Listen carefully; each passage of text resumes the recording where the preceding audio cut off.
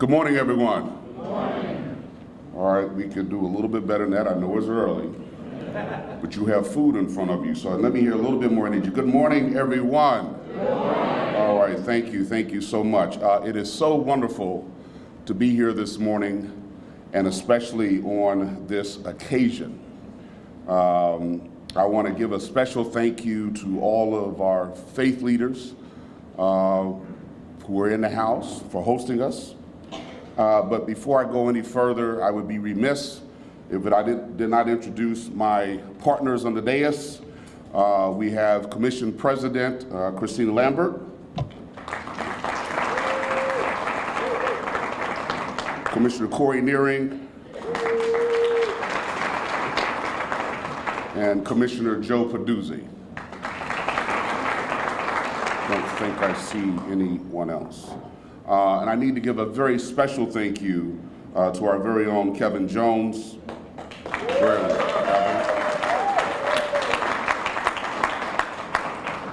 Kevin is the coordinator of community initiatives in my office, as well as the assistant pastor of Tabernacle Missionary Baptist Church. You know, it never hurts to have a reverend in your office. He's just right down the hall. He come lay hands on me anytime he wants to. But Reverend Jones, thank you for helping us organize this event and for everything you do to our community and our faith community. I also see some city employees here. Anyone who works with the city, please stand up. Please, thank you.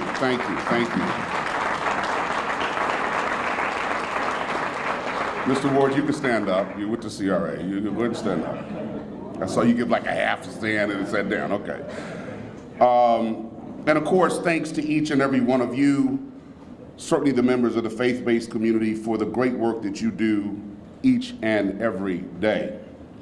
I see so many familiar faces in the room, and I know that many of you operate outside of the walls of your faith community by serving on some of our city boards, participating in our peace walks, and simply providing wisdom and counsel when called upon.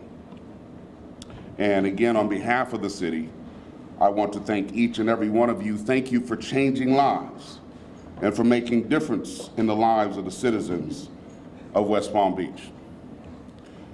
Now, this event today, this annual prayer breakfast, it's a special way for us to come together to collectively pray for the city, our state, and our nation. And it is unique because it brings members of all religious backgrounds together. And I'm so pleased with the turnout here this morning. I imagine we'll probably get more coming in because traffic was a mess. Don't tell the mayor, it ain't my fault. Our faith communities are such an integral part of the DNA of our city. You know, these days there's so much attention given to what divides us as a community, as a state, as a nation. But it's great to have events like this where people of all faiths can come together for a moment in time to support each other and to lift up prayers in whatever way you choose to pray for our government. I gotta tell you, sometimes events like this, the term prayer is somewhat overused, poo-pooed, kind of made light of. But I do know there are some people in here who know the power of prayer. Prayer changes things, people. It can change people. It can change government. Prayer changes things. You know, I had the occasion to, about a year ago, to visit the Smithsonian African American Museum in Washington, D.C. And if you haven't been there, I would certainly encourage you to go. It is actually just awe-inspiring. But one of the things that impressed me about visiting that museum, and it traces the history of African Americans in this country from slavery on, is that no matter the generation, whether it was slavery, Jim Crow, days of segregation, there was always a small remnant of those who believed, who had the faith, that there was a better way. No matter the scope, the scale of the injustice with which they may have been confronted, no matter how steep the odds were, there's just always a few. And we can name the names. We've read them in the history books, the Harriet Tubmans and Sojourner Truths and on. But there were just a few that held on to the belief that hungered and fought, and yes, even prayed for a better way, a more just way, a more righteous way. And as Christ said in Matthew 5, they were filled. They hungered and they thirsted for righteousness, and they were filled. You know, I have some personal experience with the power of prayer. You know, there was a little teenage girl in the Midwest who had gone to college in the big city,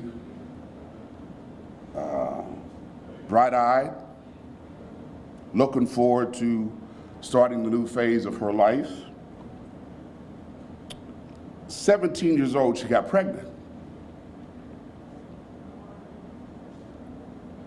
Had to forsake all of her dreams, put them to the side to raise that baby boy with which she probably didn't see it at the time, but with which she had been blessed. Had to drop out of college and go to work as a maid to put food on the table. But she grew into a praying woman. Got involved with the church and took her baby boy to many nights and Sunday mornings, Sunday afternoons, Sunday evenings. Many midweek services to church. So fast forward about 60 some odd years later, she's sitting in church again on March 12, 2019. Midweek church service, her pastor's up preaching, her phone rings. And she, you know, y'all been to church, you know, put up that one finger and you tip on out. Now, I never understood what that meant, but maybe somebody can help me. We got some preachers in the house. Maybe somebody can help me understand what that one little finger means. But she tipped on out and she answered her phone, and what she heard on the other end were these words: "Mama, I'm the new mayor of West Palm Beach."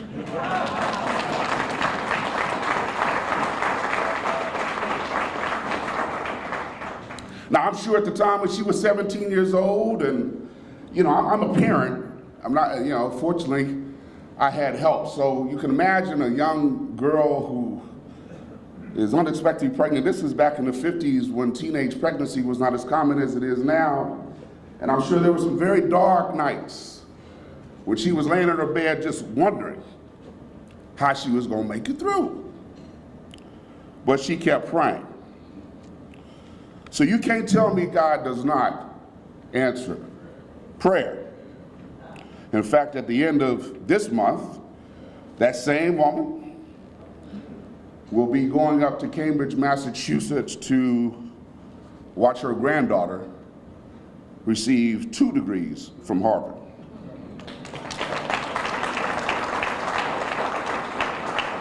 God does indeed answer prayer. Now, I didn't tell you that story because it is about my mother and my family. I tell you that because These are some dark times in our country, ladies and gentlemen. And what I have to tell you is that the power of prayer combined with faith can turn things around. In Hebrews 11, it says, faith is the substance of things hoped for and the evidence of things not seen. I don't know about you, but I hope for a more peaceful country. I hope for a more united country. We don't see it yet, but we have to continue praying and have the faith that, yes, it will happen. I hope for a country, a city, where our young people can work for and achieve their dreams. We don't have the evidence of that yet, but with our prayers, our united prayers, I am confident that those days come. You know, one of the visions I articulated when I was running for office is I wanted West Palm Beach to be a community of opportunity for all. And I'm grateful to so many of you in here who work with our young people and with our less fortunate to help us address those social issues and issues of social injustice that require attention by helping us feed the hungry, educate our young people, care for the elderly and the homeless. You, soldiers on the front line, help us embody the principle of loving thy neighbor as thyself. Today we celebrate your contributions to our city. You bring a moral voice to the city by not allowing us to forget what's important and who's important. The poor, the hungry, the disenfranchised, the downtrodden, those individuals in our society who are so often overlooked. You, so many of you, ladies and gentlemen, are tending to those crucial needs. And it is so unfortunate that today, more than ever, the faith-based community is under attack. There have been violence in churches and mosques and synagogues. I don't understand it. But it must be a spirit that we must continue to pray and battle against. We must all condemn, and I'm serious about this, we must all condemn anti-Semitism, hate, and bigotry against all faith groups.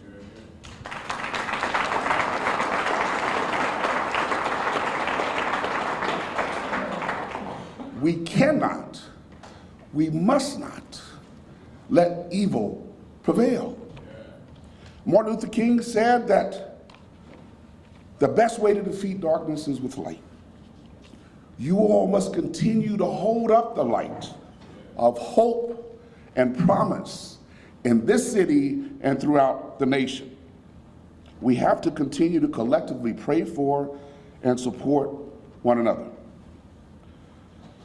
Please, and I know we will do it today, but let's not make this a one-off. Let's not make it just a today thing, just an annual thing. Ladies and gentlemen, this is a battle that we have to fight each and every day. Please join me in that battle, because these are very dark times. Let's continue to pray for our schools, our business community, our youth, our neighborhoods, our government, our first responders. Let us continue to pray for equity and unity for the poor and often forgotten. So as I close, I solicit your assistance in this battle. Please help me, help my fellow members on the dais to make West Palm Beach a community of opportunity for all. Thank you very much.